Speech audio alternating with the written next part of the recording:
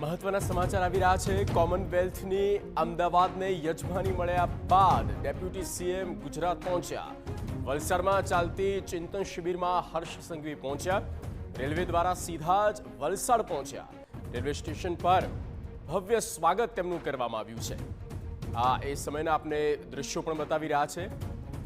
રાજ્યના ગૃહમંત્રી નાયબ મુખ્ય પ્રધાન હર્ષ સંઘવી કે જેઓ વલસાડ પહોંચ્યા। સ્કોટલેન્ડમાં કોમનવેલ્થની જે યજમાની તે બેઠકમાં ઉપસ્થિતિ અને અમદાવાદની જે યજમાની મળી ત્યારબાદ તેઓ વલસાડ પહોંચ્યા અને કંઈક આ રીતના દ્રશ્યો અને તેમનું સ્વાગત કરવામાં આવ્યું।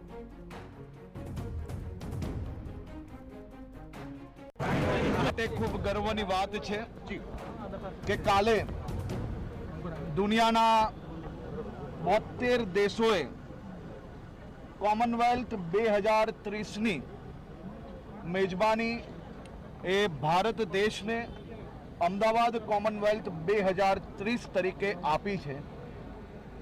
દેશભરના યુવાઓ માટે રમતગમત ક્ષેત્રે પ્રધાનમંત્રી શ્રી નરેન્દ્રભાઈ મોદીજીના માર્ગદર્શનમાં જે પ્રકારે કાશ્મીરથી લઈને કન્યાકુમારી સુધી ઇન્ફ્રાસ્ટ્રક્ચરથી લઈને ટ્રેનિંગથી લઈને ખેલાડીઓને સહયોગની વાત કરીએ તો આ બધી જ દિશામાં ભારતે ખૂબ સારું પ્રદર્શન કર્યું છે।